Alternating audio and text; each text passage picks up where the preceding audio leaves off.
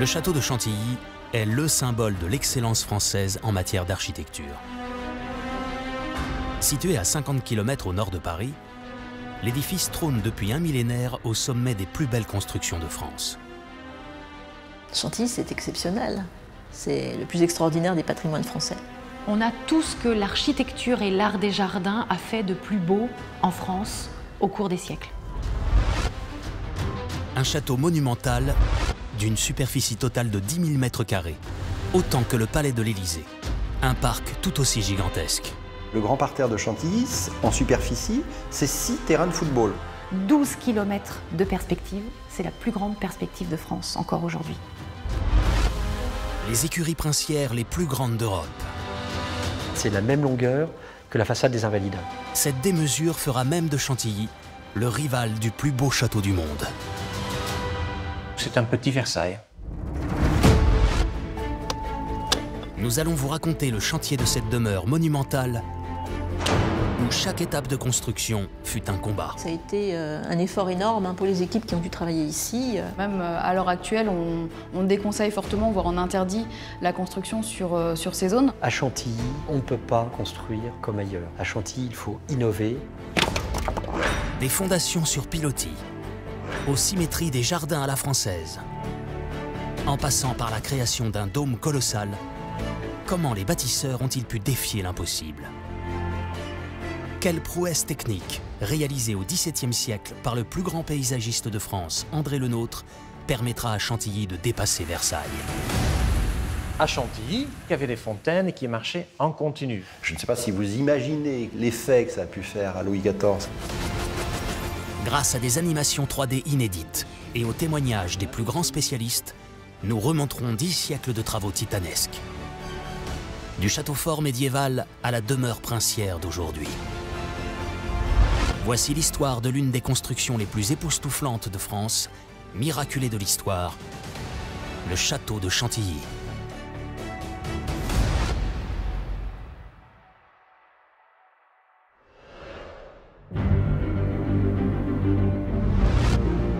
Chantilly est un château qui cache bien son jeu. Connu aujourd'hui pour ses mythiques courses de chevaux, ses 815 peintures qui en font la deuxième plus grande collection de tableaux anciens après le Louvre. Chaque année, c'est plus d'1 demi-million de visiteurs qui vient déambuler à travers un domaine de 7000 hectares, soit autant que Paris intramuros. Et pourtant, beaucoup l'ignorent, mais Chantilly n'a pas toujours été aussi raffiné et ordonné qu'aujourd'hui. Bien au contraire. En fait, l'histoire de Chantilly est une histoire faite de destruction et de reconstruction incessantes. Chantilly, c'est 5 châteaux en un. Pour décrypter les nombreuses vies de cette construction, il nous faut remonter le temps de plus d'1 millénaire.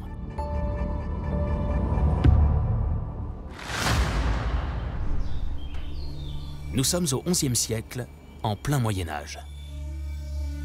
À l'époque, le royaume de France n'est pas encore unifié. Sa capitale royale, Senlis, située à 45 km au nord de Paris, est la cible de nombreuses attaques.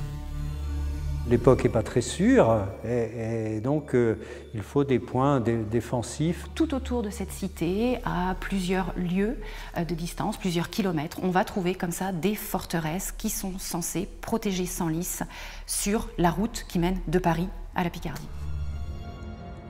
Mais un emplacement pose problème pour la construction d'une forteresse.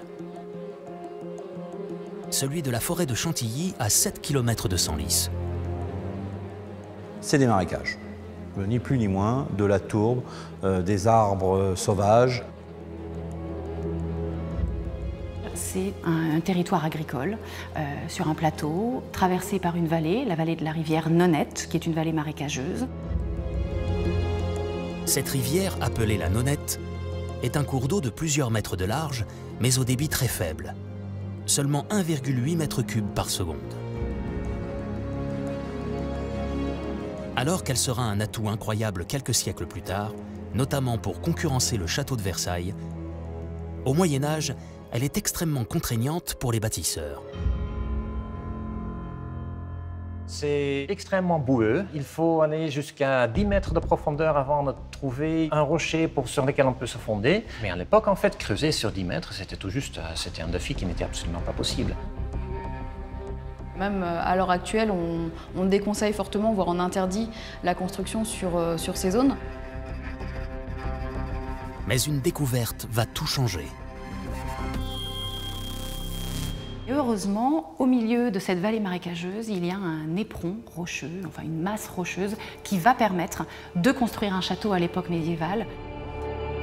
Cet énorme rocher calcaire, à la géométrie irrégulière, sera donc la base du futur château fort. Mais avant de débuter la construction, de nombreux défis attendent les bâtisseurs. Ça va demander du travail d'arasement aux bâtisseurs. Il faut essayer d'aplanir le rocher pour qu'il puisse être l'assise solide sur laquelle vont se dresser les parois, les courtines. Seulement munis d'une pioche, les constructeurs creusent autour et sur le rocher pour dégager un socle épuré. Ils ont dû creuser dans le rocher extrêmement dur pour encercler le château d'eau, pour faire de sorte que le château soit complètement entouré de douves. Enfin, c'est assez complexe comme opération, c'est un travail très pénible. Cette entaille permet de récupérer plus de 7000 mètres cubes de pierre, soit de quoi remplir plus de 200 conteneurs. Un stock colossal bien utile pour construire les premières maçonneries. Comme rien ne se perd au Moyen-Âge, quand on taille le rocher, on en profite pour avoir une petite pierre qui va servir aussi à l'intérieur des maçonneries. Et de la pierre, il en faut à Chantilly. Car à l'époque, les bâtisseurs ont l'habitude de doubler l'épaisseur des murs. À l'époque, ils construisaient pour que ça dure. Ils ne faisaient pas forcément à l'économie, pour deux raisons. Premièrement, le château devait être solide au début au Moyen-Âge pour résister éventuellement à des attaques. Et il faut le dire, en quelque sorte, c'était aussi par ignorance. Ils ne savaient pas jusqu'où ils pouvaient réduire l'épaisseur des murs ou des matériaux pour que ça tienne. Donc ils doublaient, triplaient pour être sûrs que ça tienne. Et comme ça, effectivement, le résultat est qu'ils ont construit des choses qui sont beaucoup trop solides. Ici, les murs des soubassements ne font pas moins de 3 mètres d'épaisseur. De quoi permettre la construction d'un véritable château fort défensif. Chantilly est né. Il y avait 7 tours à Chantilly qui montaient très haut et vous aviez des courtines, c'est-à-dire des murs entre ces tours, qui montaient aussi haut que ces tours. Et cela permettait d'accueillir l'artillerie.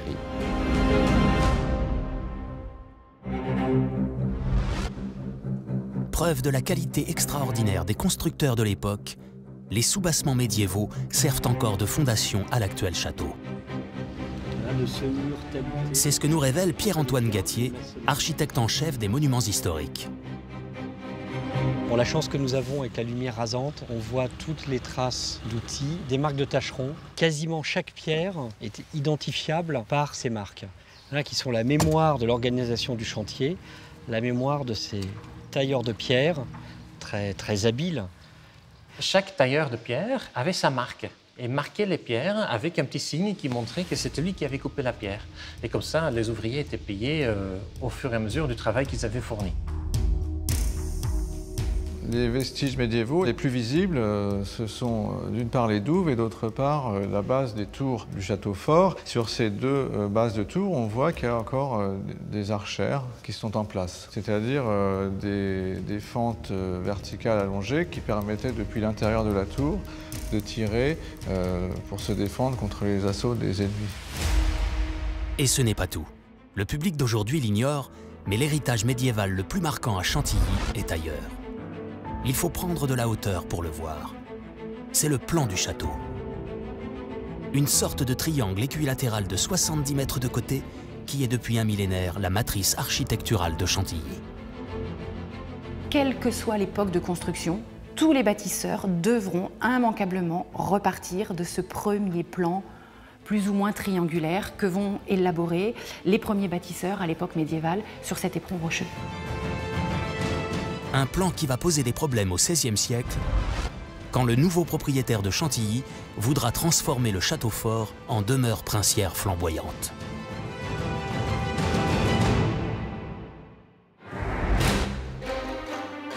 « 150 ans après le Moyen-Âge, en 1560, une nouvelle campagne de grands travaux est sur le point d'être lancée à Chantilly, à la demande du nouveau maître des lieux, un certain Anne de Montmorency. Anne, ici, est un prénom masculin. C'est un peu déroutant pour nous, mais c'est bien un homme. Et cet homme n'est pas n'importe qui. C'est l'une des personnes les plus puissantes de France au XVIe siècle. Il est connétable, autrement dit, le chef suprême des armées. Et il est immensément riche. Anne de Montmorency était quand même propriétaire de 600 fiefs et de 130 châteaux et seigneuries, plus des hôtels particuliers dans Paris. Et on sait qu'il était très féru d'architecture. Et ce personnage essentiel, qui va avoir des possessions dans toute la France, va faire de Chantilly sa principale résidence. Et ça va être un tournant pour l'histoire de Chantilly, vraiment, avec des chantiers immenses qui vont être menés. Des chantiers qui vont très vite devenir un casse-tête pour les ouvriers. Car après avoir ajouté des fenêtres à la forteresse médiévale, le commanditaire veut l'agrandir pour recevoir les plus grands rois de France et d'Europe. Donc il faut s'imaginer que la cour de France qui se déploie, c'est plusieurs milliers de personnes qui bougent. On trouve que le château est un peu petit, on veut l'agrandir, on est assez contraint par les 7 tours et la forme triangulaire. On va avoir sans arrêt à Chantilly le besoin de trouver de l'espace. Et ce n'est pas le seul problème que pose la forteresse médiévale. Le connétable veut également que son château respecte les codes architecturaux de la Renaissance. À l'époque, les nouvelles constructions arborent une architecture parfaitement symétrique, comme ici à Chambord. Tout le contraire de Chantilly. Donc c'est vraiment une disposition qui a, selon les mots des hommes de la Renaissance, une sauvage quadrature. Donc il n'y a pas d'angle droit, c'est complètement bizarre. Sur ce rocher, il était très compliqué de faire quoi que ce soit de symétrique. Pour satisfaire les exigences du commanditaire, les ouvriers vont réaliser un véritable tour de force. Ils décident de construire une extension sur l'eau. Un petit château en avant de la forteresse qui servira de hall d'entrée majestueux pour les invités. Et pour réaliser cet incroyable défi de construire sur l'eau, ils vont s'inspirer de la plus grande ville flottante au monde. Donc ils ont construit le petit château de la même façon qu'a été construite la ville de Venise. Ils ont enfoncé des piliers en bois dans la boue, sous l'eau. On va mettre en place ce qu'on appelle parfois des sonnettes ou des moutons, qui sont des sortes de grands poids. On va faire descendre régulièrement sur le pieu, et tant que le pieu descend, on continue à l'enfoncer. Une méthode qui nécessite plusieurs précautions techniques, sous peine de voir la structure s'écrouler. Il faut que les pilotis soient toujours sous l'eau. La règle d'or, c'est celle-là, parce que s'ils sont en dehors de l'eau, il y a une zone de contact et de pourrissement qui peut se faire. Donc il faut qu'ils soient toujours noyés dans l'eau. Et par-dessus, on fait ce qu'on appelle un radier, c'est-à-dire des poutres croisées, hein, et on met des maçonneries qui vont servir de support à la construction elle-même. Grâce à ce système de pilotis, des dizaines de mètres vont pouvoir être gagnés sur l'eau. Mais très vite, un nouveau problème se pose pour les bâtisseurs. Le petit château, qui doit être le nouveau joyau de Chantilly, impose un changement radical dans le choix des matières premières. Là, l'objectif, c'est que ça soit beau de l'extérieur, élégant, esthétique. C'est pas l'objectif du château médiéval. Pas question donc d'utiliser la pierre du rocher comme à l'époque médiévale. Il faut trouver un nouveau gisement. Mais où ? Nous sommes à Saint-Maximin, dans l'Oise, à 6 mètres sous terre. Ici se trouvent des galeries gigantesques que connaît par cœur Denis Montagne. Son métier, inspecteur de carrières souterraines. Vous voyez le décollement là? Il y a une fracturation naturelle, celle-là, la grande là. Donc c'est la pierre tombale assurée là, si vous passez en dessous le mauvais jour. Aujourd'hui sous surveillance, Ces carrières sont une chance incroyable pour les ouvriers de Chantilly à la Renaissance. Elles sont situées seulement à 7 km du chantier. Grosso modo, depuis 2000 ans, vous avez une activité extractive. On a la chance d'avoir un des plus grands sites carriers de France, avec une pierre de qualité et qui a fourni partout, pour toutes les époques. Donc il a servi toute la construction de Paris, construction de Versailles, tous les grands châteaux. Si ces carrières sont si prisées, c'est qu'elles abritent une pierre d'une qualité exceptionnelle. C'est une pierre homogène, qui a qualité mécanique, qui est belle, qui est réputée. Donc elle se taille bien, vous la rayez à l'ongle, elle se travaille bien à l'outil, elle a tout pour plaire, quoi. Une pierre assez blonde, hein, qui joue bien avec le soleil de Picardie. Et puis c'est une pierre qui permet en effet des sculptures de très très bonne qualité. Mais avant de sculpter la pierre, il faut l'extraire. À la Renaissance, les ouvriers de Chantilly n'avaient qu'un seul outil à leur disposition, une sorte de piolet très rudimentaire. Vous allez enlever de la pierre de manière régulière sous toute la surface que vous voulez extraire. Les tailleurs de pierre répètent alors l'opération de chaque côté du bloc. Et à ce moment-là, le bloc va se détacher. C'est un travail éreintant. Donc vous avez un rendement pour quelqu'un qui travaille une dizaine d'heures par jour d'1 mètre cube par semaine. Sachant que le bâtiment à construire fait 60 mètres par 30 mètres, le chantier du petit château prend beaucoup de temps. Trop au goût du commanditaire.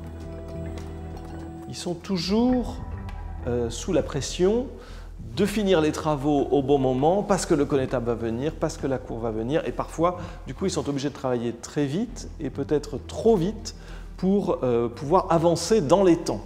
Et on voit notamment qu'une partie de la fondation du petit château n'est pas très bien faite, avec des matériaux de récupération qu'on a mis très vite en œuvre. Ça, il est assez probable que c'est une contrainte, pas du tout technique, mais que c'est une contrainte qui est liée à un commanditaire exigeant qui trouve que le chantier n'avance pas assez vite. Ce qui aura pour conséquence un affaissement du plancher de 8 cm 5 siècles plus tard. Toujours est-il qu'à l'époque, tout semble tenir.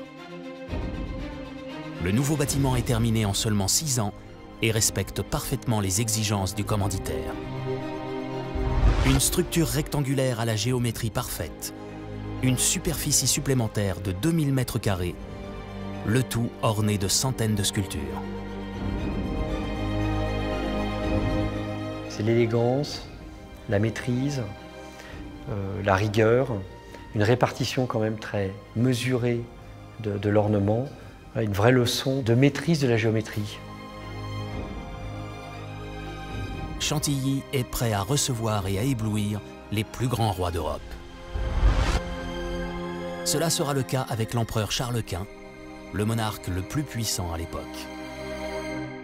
Charles Quint vient à Chantilly, il est tout à fait ébloui. Il est tellement ébloui qu'il demande à Montmorency de lui céder Chantilly contre une province des Pays-Bas. Vous vous rendez compte? Chantilly fait partie, à la Renaissance, des grands châteaux qui vont servir de modèle d'architecture pour toutes les autres constructions. Mais ce leadership va être remis en cause moins d'un siècle plus tard.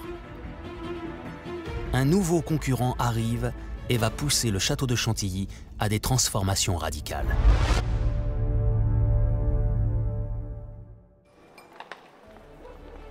Nous sommes dans les années 1660, sous le règne de Louis XIV. Une nouvelle construction est au centre de toutes les attentions. Il s'agit du château de Versailles. C'est un chantier hors norme, des sommes considérables qui ont été dépensées. Et Versailles, c'est 1400 fontaines, enfin c'est délirant. Il faut bien dire que personne ne peut rivaliser avec Versailles, et ça c'est très clair pour tout le monde. Pour tout le monde, sauf un, le nouveau propriétaire du château de Chantilly. Il s'appelle le Grand Condé. C'est le cousin du roi et son plus grand rival.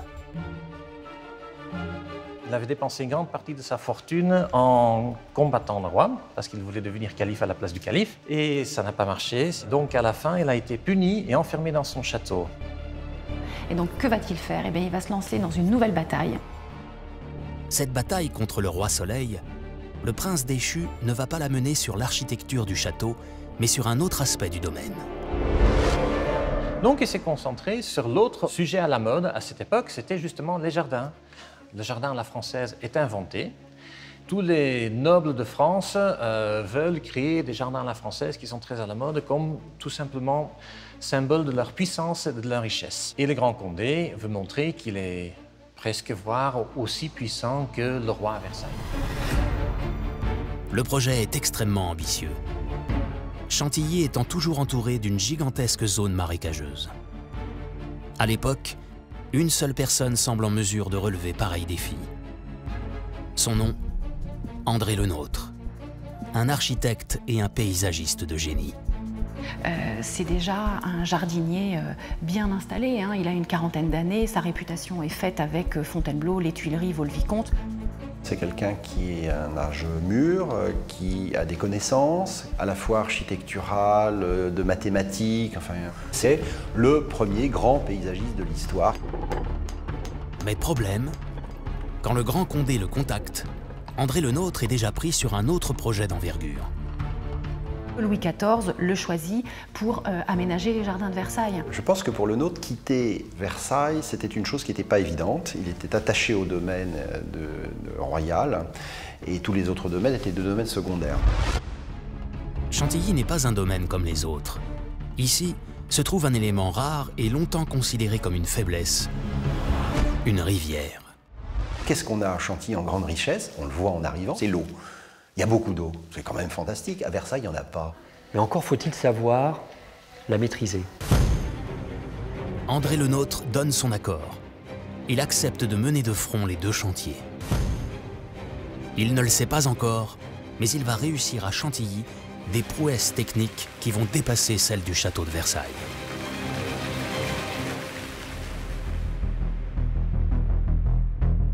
En 1662, les travaux sont lancés.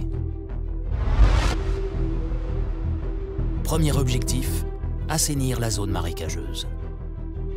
Pour arriver à assécher ce genre de terrain, il faut drainer. C'est-à-dire qu'il faut essayer de faire arriver toutes les eaux de part et d'autre sur un canal central. La zone à drainer est considérable. Presque 7000 hectares. Autant que Paris intramuros. Le Nôtre imagine alors un canal aux dimensions gigantesques. 60 mètres de large sur 2500 mètres de long. Autant qu'une piste d'atterrissage d'avions de ligne. Le but, assécher les marécages. Les travaux de terrassement et de percement des canaux vont être colossaux. Dans les documents d'archives, on trouve régulièrement mention d'équipes de 200 ouvriers qui doivent creuser, percer, évacuer la terre pour donner naissance à ces canaux. 150 000 mètres cubes de terre sont décaissés. De quoi remplir plus de 5700 semi-remorques. Le Grand Canal, oui, ça a été un effort énorme pour les équipes qui ont dû travailler ici. Les ouvriers vont rencontrer un autre problème. En creusant dans le sol, la nappe phréatique qui est peu profonde à Chantilly remonte. Ce qui rend le drainage impossible. André Le Nôtre va devoir étanchéifier le fond de son grand canal. Il avait une connaissance hydraulique très pointue du site et il a pu créer des canaux qu'il a recouverts d'argile afin d'isoler effectivement le fond de son canal et d'éviter que les eaux de la nappe remontent et remplissent ces canaux. À ce moment-là, le fond de son canal étant bien isolé, sur les berges de son canal, on pouvait drainer les eaux des zones humides. Après 2 ans d'un chantier colossal, le drainage est lancé. Les terres s'assèchent, la rivière est maîtrisée. À la vue de ce grand canal, le rival du roi jubile. Pour vous donner un ordre d'idée, le canal de Versailles fait 1 km, celui de Chantilly en fait 2,5 km.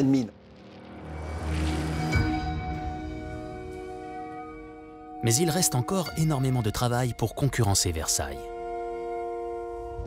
Le chantier entre alors dans sa deuxième phase, celle du découpage très symétrique du paysage. Les routes sont élargies. Un axe gigantesque est créé du nord au sud. 12 km de perspective, c'est la plus grande perspective de France encore aujourd'hui. De part et d'autre de la perspective, se dessinent des formes géométriques au milieu de parterres aux dimensions impressionnantes. Il faut savoir que le grand parterre de Chantilly, en superficie, c'est 6 terrains de football, pour vous donner une échelle. Donc c'est pas neutre quand même. Hein. Mais comment réaliser des symétries parfaites sur de telles distances? À l'époque, les ouvriers ne disposent que d'une corde à nœuds et de perches pour définir les tracés. C'est sans compter sur l'incroyable talent d'André Le Nôtre. Il adaptait la symétrie à l'œil humain pour que, même si ce n'était pas exactement symétrique, qu'on a l'impression que c'était le cas. C'est vraiment un génie pour ça, c'est-à-dire qu'il sait calculer la longueur qu'il faut donner à un bassin pour que, même s'il est rectangulaire, il ait l'air d'un carré. Un savoir-faire prodigieux qui transforme peu à peu les terres marécageuses de Chantilly en parterres parfaitement ordonnés. Le rêve du Grand Condé prend forme. Mais le chantier va connaître plusieurs coups d'arrêt qui vont mettre en péril le projet. Alors le problème du Grand Condé, c'est qu'il arrive très difficilement à avoir son architecte paysagiste sur le site, parce qu'il est toujours retenu par le roi à Versailles. C'est une vie moderne d'une star. C'est-à-dire qu'il vient un jour, 2 jours à Chantilly. Quand il vient, alors là, c'est le branle-bas de combat, c'est-à-dire tout le monde doit être à son écoute, on doit recueillir ses avis, lui faire dessiner des esquisses, organiser les travaux jusqu'à sa prochaine venue. Et ça, on a d'innombrables lettres où on dit il faut faire venir Monsieur Le Nôtre, il faut que Monsieur Le Nôtre soit là, et on voit que à chaque fois Monsieur Le Nôtre a une bonne raison de ne pas être à Chantilly parce qu'il est à Versailles. On a là aussi une rivalité. Qui aura André Le Nôtre sur place? Le prince de Chantilly ira même jusqu'à affréter un véhicule spécialement pour l'architecte pour qu'il puisse revenir travailler au château. Car il lui reste encore un dernier élément à créer, et non des moindres. La création de jets d'eau capables de couler en continu, ce qui représente à l'époque une prouesse technique exceptionnelle.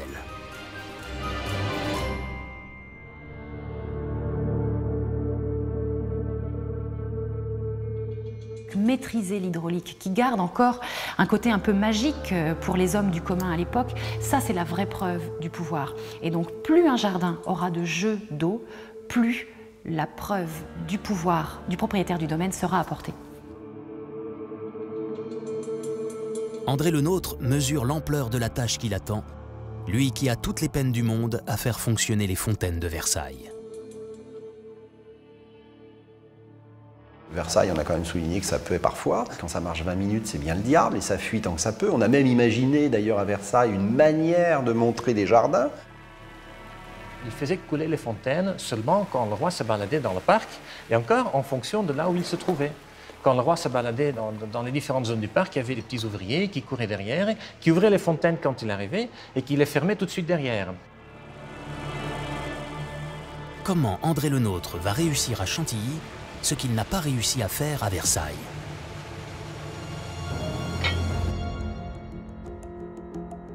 C'est seulement 300 ans plus tard que le mystère sera levé.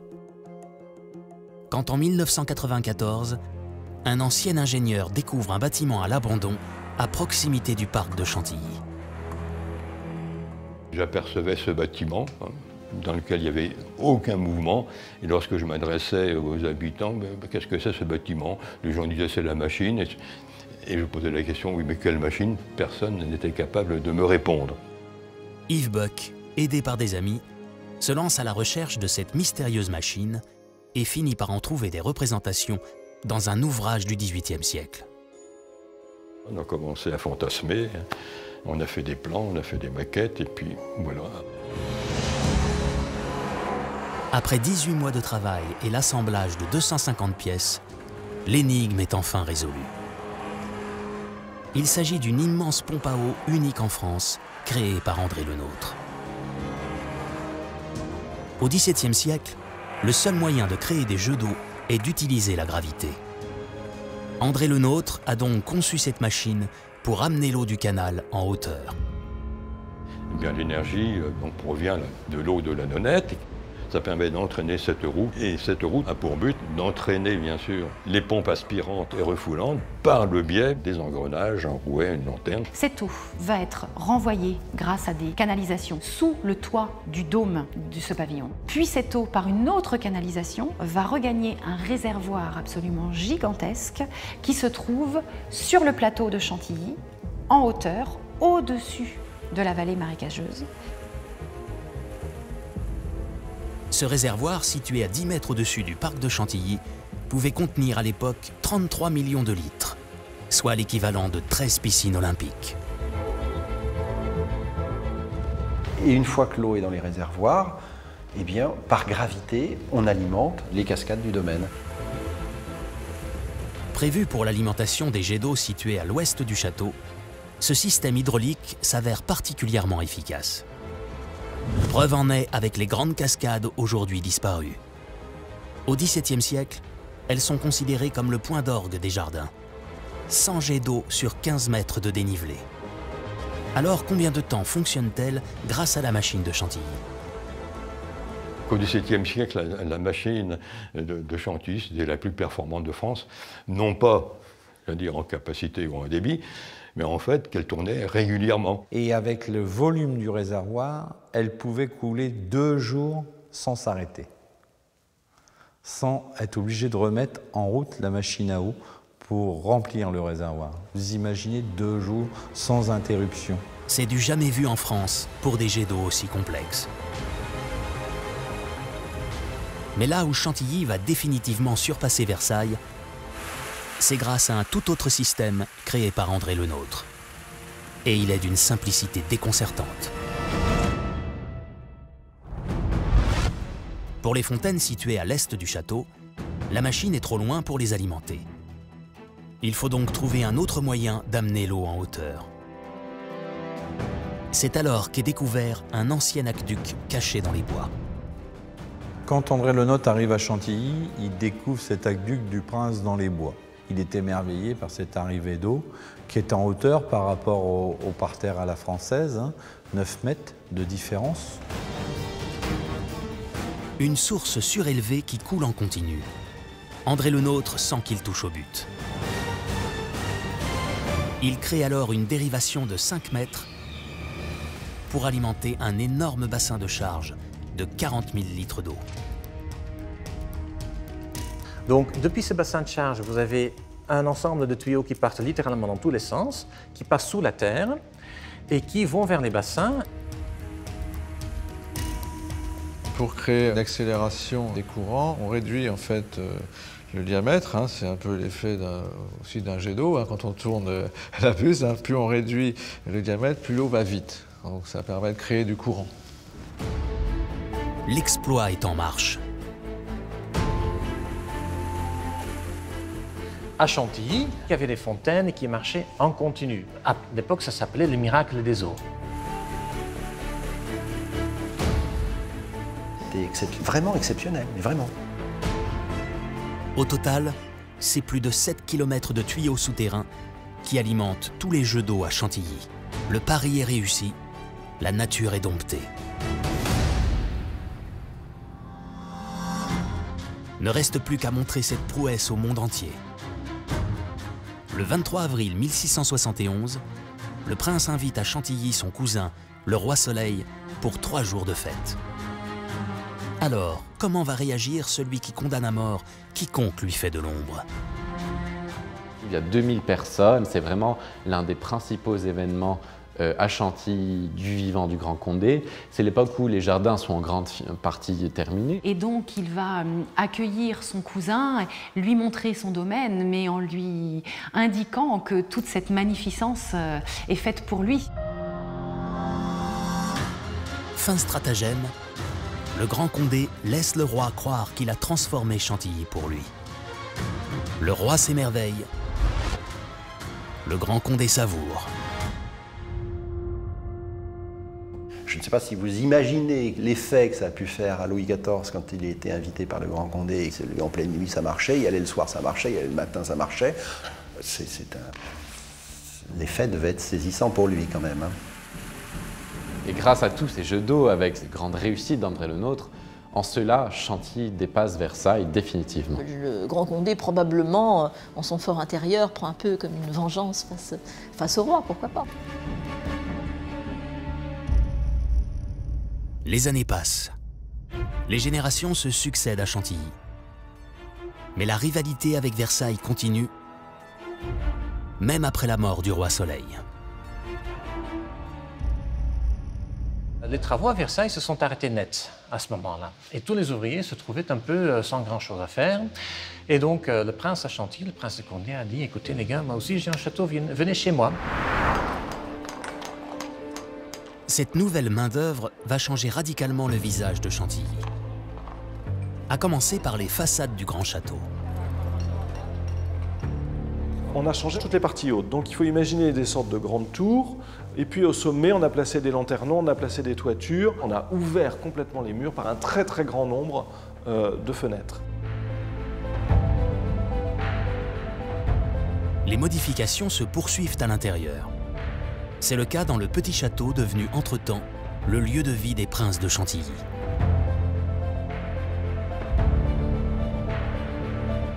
On va créer une grande galerie, comme la Galerie des Glaces, avec les mêmes dispositifs, c'est-à-dire que vous allez avoir des baies, qui sont les baies de la Renaissance, qui vont être agrandies, réaménagées, et de l'autre côté, on va obstruer les baies de la Renaissance pour y placer des miroirs, de sorte que la lumière des baies va pouvoir se refléter sur les miroirs placés juste en face, comme dans la Galerie des Glaces de Versailles. Donc c'est un petit Versailles. Mais là où le savoir-faire de ces ouvriers versaillais va être mis à rude épreuve, c'est dans la construction à Chantilly d'un nouveau bâtiment qui va battre tous les records.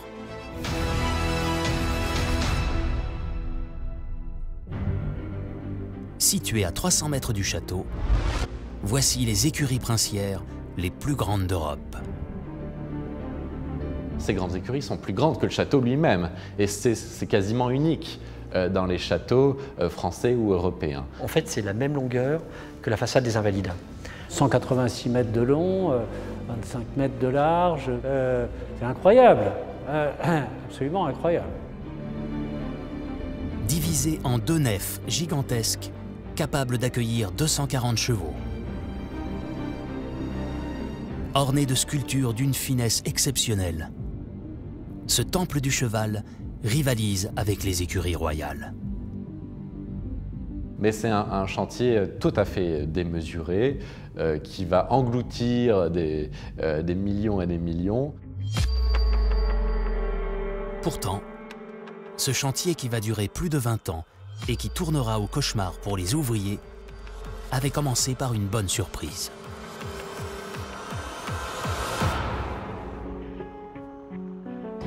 On se rend compte qu'en fait, sous la pelouse de Chantilly, existe la pierre qu'on utilise encore à l'époque, qui est la pierre de Saint-Maximin. Des pierres à 100 mètres de la porte des grandes écuries, une source naturelle de pierre, mais gigantesque, 2,5 hectares de pierre à tailler dans le brut. Pour un bâtiment tel les grandes écuries, enfin, je veux dire, c'est formidable. Aussi incroyable que cela puisse paraître, sous les grandes écuries, se cache un labyrinthe aussi grand que 3 terrains de football. À l'époque, ce n'est pas moins de 50 000 blocs de pierre qui vont être extraits par ces grands trous creusés dans la roche. Ces cheminées, elles ont deux fonctions. La première, les flux d'air, et puis la deuxième, c'est aussi l'extraction des pierres, puisqu'on y mettait des pièces de bois, des charpentes. Et avec un système de poulies, on remontait les pierres à la surface. C'est à la fois un gain de temps et un gain d'argent, parce que dans un budget de construction d'un bâtiment comme celui des grandes écuries, la part de l'achat de la pierre, mais aussi de son acheminement, est considérable. Ce n'est pas le seul avantage dont les bâtisseurs vont bénéficier, et notamment lors de la construction de la pièce maîtresse des écuries. Le dôme a des dimensions exceptionnelles. Pour un dôme d'écurie, il fait 28 mètres de haut à l'intérieur sur 20 mètres de large.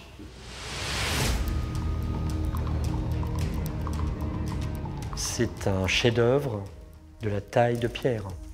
Mais les constructeurs français sont très forts, sont très habiles. Ils maîtrisent la technologie.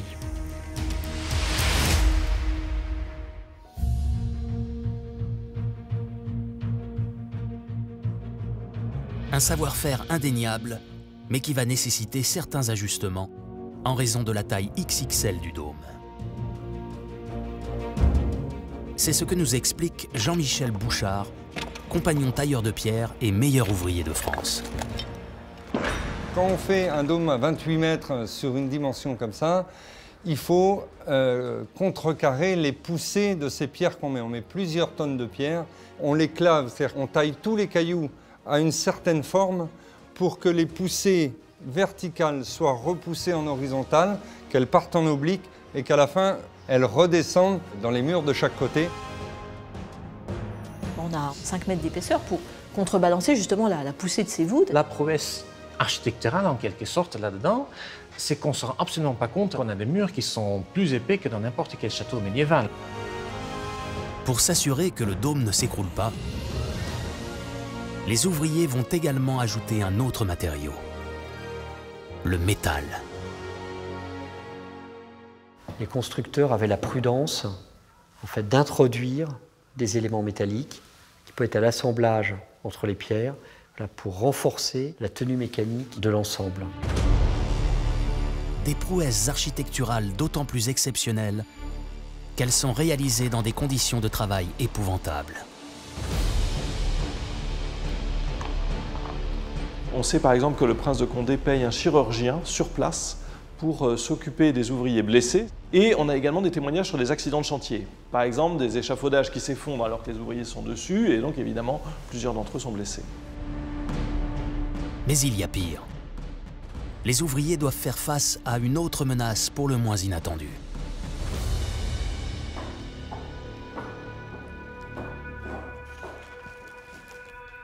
Nicole Garnier est la conservatrice en chef du domaine de Chantilly. Lors de travaux de rénovation en 2008, elle et ses équipes ont fait une macabre découverte.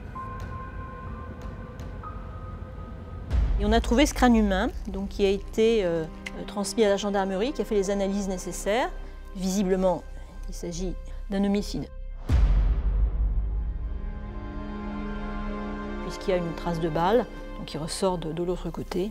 L'analyse au carbone 14 qui a été faite par les gendarmes a indiqué que cet homme, ou cette femme, on ignore le sexe, a été tué entre 1650 et 1950. D'après certaines archives, ce crâne pourrait être celui de l'un des ouvriers du chantier des Grandes Écuries. Une des hypothèses, c'est effectivement le comte de Charolais, donc, qui était le gestionnaire du domaine de Chantilly, et dont on sait qu'il a tué certains des ouvriers qui travaillaient sur ces terres. Il utilisait les ouvriers de toiture pour s'entraîner au tir. En tout cas, ça fait partie des nombreuses légendes de Chantilly, et notamment des légendes noires de Chantilly.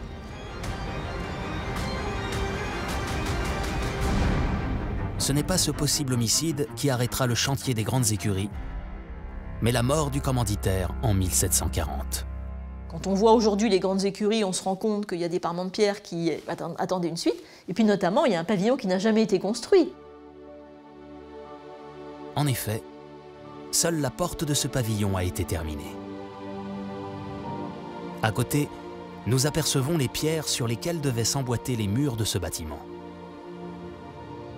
Les Grandes Écuries restent donc inachevées, mais sont une prouesse architecturale exceptionnelle. À la fin du XVIIIe siècle, le domaine de Chantilly est au summum de sa splendeur. Chantilly n'a jamais été aussi beau et Chantilly est vraiment réputé dans l'Europe entière et va recevoir des invités venus de toute l'Europe. Une apogée qui sera de courte durée, car tout bascule le 14 juillet 1789. La Révolution éclate à Paris. La Bastille est prise, le pouvoir est renversé. Dès lors, tout symbole de l'Ancien Régime est détruit par les révolutionnaires. Chantilly n'est pas épargné. Chantilly va être confisqué, va être vendu comme bien d'émigrés, vendu à des démolisseurs. Le château est peu à peu démonté et on met en vente tout ce qu'on peut en termes de matériaux, donc les plombs des toitures, les ardoises et toute la pierre de taille. Et une grande partie de la ville de Chantilly actuelle a été construite avec les pierres qui viennent du Grand Château. En 8 ans, c'est plus de 500 ans d'histoire qui disparaissent. Le Grand Château est rasé au niveau de ses fondations. Les jardins de Lenôtre sont en ruine. Seul reste le petit château et les grandes écuries. La Révolution française, c'est le désastre complet. C'est le grand vide. Chantilly se trouve face au plus grand défi technique de son histoire. Impossible d'imaginer que 2 siècles plus tard, le château sera de nouveau debout. Cet exploit, on le doit à l'obsession d'un petit garçon. Le duc d'Aumale hérite de Chantilly en 1830 et il a 8 ans. Alors la renaissance de Chantilly va se faire avec un enfant de 8 ans, Henri d'Orléans, duc d'Aumale, donc le 5e fils du roi Louis-Philippe, le dernier roi des Français. Après un exil forcé de 30 ans en Angleterre, il lance en 1875 un chantier titanesque de reconstruction. Ce château a coûté des millions de francs d'époque. Le duc d'Aumale était l'un des hommes les plus riches de son temps et c'était finalement l'œuvre de sa vie qu'il déployait ici. Pour réaliser son rêve, le nouveau propriétaire de Chantilly va imposer aux bâtisseurs un cahier des charges particulièrement contraignant. Tout d'abord, pas question de construire le château ailleurs que sur le rocher. Alors le duc d'Aumale avait coutume de dire mes prédécesseurs ont bâti leur château à cet endroit-là depuis 8 siècles et je ferai de même. Niveau architecture, le château doit être réalisé dans un style Renaissance. Il va faire ce qu'on appelle en architecture des citations, comme par exemple la porte d'entrée du château de Chantilly, qui est une copie de la porte du baptistère du château de Fontainebleau. Il va copier la chapelle d'Écouen. Les grandes tours à clocher du château de Chantilly, elles vont s'inspirer aussi bien de Chambord que de Valençay, de monuments anciens. Et pour que l'illusion soit parfaite, les ouvriers doivent à tout prix dissimuler les matériaux modernes qu'ils utilisent. C'est le cas avec l'éclairage de la plus grande salle du nouveau château, la Galerie des Peintures. Ici, 85 des 815 tableaux que possède le duc de Chantilly sont exposés. Au plafond, des carreaux de verre striés qui cachent une verrière ultramoderne pour l'époque. Elle se constitue d'une couverture vitrée longue d'une dizaine de mètres et d'une charpente métallique composée de 8 arcs en acier riveté. C'est le matériau du 19e siècle. Ça coûte pas beaucoup d'argent, ça va vite, c'est efficace. Des techniques révolutionnaires pour le 19e siècle, mais totalement anachroniques pour un château d'inspiration 16e siècle. Les ouvriers vont donc rajouter des éléments de toiture tout autour de la verrière pour la rendre invisible aux yeux du public. Ce qui est impressionnant, c'est promenez-vous en barque à Chantilly, promenez-vous dans les parterres, regardez les toitures, vous ne verrez pas la moindre verrière. Il y a toutes les techniques modernes, mais bien cachées quand même, pour qu'on n'ait pas l'impression d'être dans un bâtiment moderne. Sauf que ce château est plus jeune que la Tour Eiffel. Les parterres d'André Le Nôtre seront également restaurés. Grâce aux avancées technologiques et techniques de l'époque, Chantilly renaît de ses cendres en seulement 10 ans. C'est toujours cette dernière version de Chantilly que des milliers de touristes visitent chaque année. Et si rien n'a bougé depuis 120 ans, c'est que le château est extrêmement bien protégé par le testament du dernier propriétaire. À sa mort, le duc d'Aumale lègue l'ensemble du domaine à l'Institut de France sous certaines conditions. Il demande expressément qu'il n'y ait aucune modification dans l'architecture extérieure et intérieure du château. Une volonté de protéger ces lieux d'exception qui s'avère être un véritable casse-tête pour les ouvriers d'aujourd'hui, notamment lors des travaux de restauration. Depuis 2004, 60 millions d'euros ont été investis pour rénover le domaine. À chaque fois, la même difficulté, comment réparer sans tout changer? C'est le cas ici sur le toit des grandes écuries où des poutres vieilles de 300 ans menacent de s'effondrer. Les parties altérées ont été purgées et renforcées, et donc ici nous avons utilisé une technique en conservant la pièce historique qui est moisée sur ses deux côtés d'éléments modernes qui viennent renforcer la structure, et le tout étant cerclé de métal. On est obligé de réutiliser les techniques de l'époque, les matériaux de l'époque, et de respecter les lieux tout simplement. Chantilly n'est plus à un défi près. Chantilly n'a pas cessé d'être en chantier, et c'est sans doute aussi la dimension exceptionnelle du château de Chantilly. On a tout ce que l'architecture et l'art des jardins a fait de plus beau en France au cours des siècles. C'est le plus extraordinaire des patrimoines français. 10 siècles d'histoire et de construction mouvementée. 1000 ans d'un chantier hors du commun qui en fait aujourd'hui un symbole de l'excellence française en matière d'architecture. Le château de Chantilly se voulait la demeure des princes. Les constructeurs ont bâti sa légende.